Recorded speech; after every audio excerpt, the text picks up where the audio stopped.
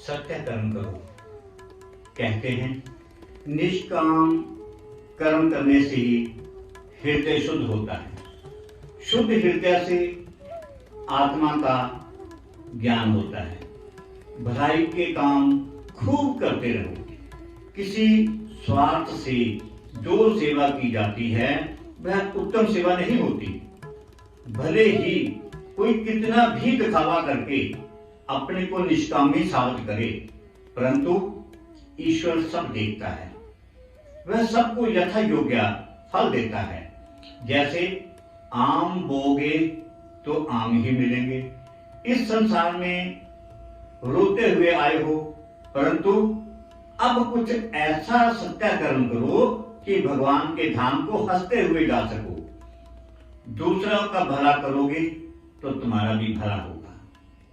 भलाई करने के लिए सबके प्रति प्रेम पैदा करो। शुद्ध प्रेम से वर्षों का बैर विरोध भी नष्ट हो जाता है।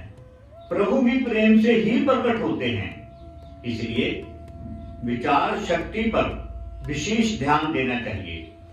विचारों को पवित्र रखना चाहिए।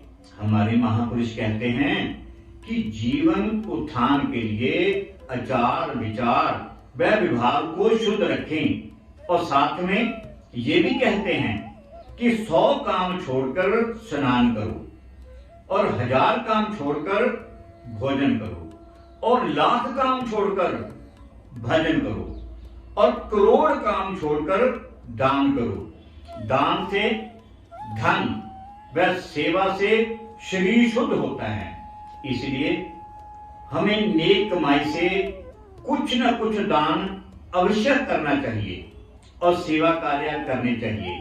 साथ के साथ हमें बड़े बुजुर्गों, गुरुओं अथवा संतों का सत्कार करना चाहिए।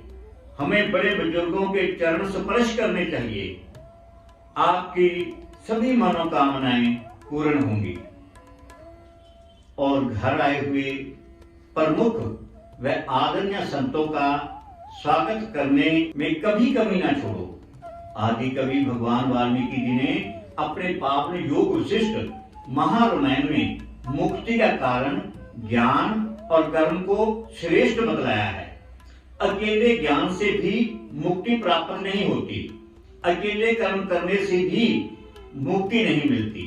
जैसे पक्षी आकाश में दोनों पंख हों तो आकाश में उड़ सकता है, इसी प्रकार भगवान वाल्मीकि जी ने ज्ञान और कर्म को मुक्ति का श्रेष्ठ कारण बतलाया है।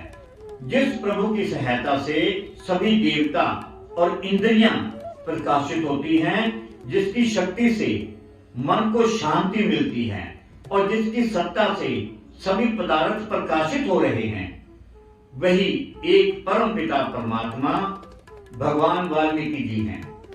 दुनिया के किसी खास स्थान, तीर्थ धाम, पहाड़ों में नहीं और ना ही किसी घाट में मिलते हैं। वह तो तुम्हारे हृदय में ही वास करते हैं। उनकी पूजा के लिए अगर कोई उत्तम स्थान है तो वह तुम्हारा हृदय है। यदि मनुष्य मन से अपने इष्ट देव का ध्यान करे तो वो हृदय रूपी गुफा में छुपा हुआ देव अवश्य प्रकट हो सकता है। हर जीव से प्रेम पूर्वक व्यवहार करें, किसी का दिल ना दुखाएं। यही ज्ञान मुक्ति का कारण है।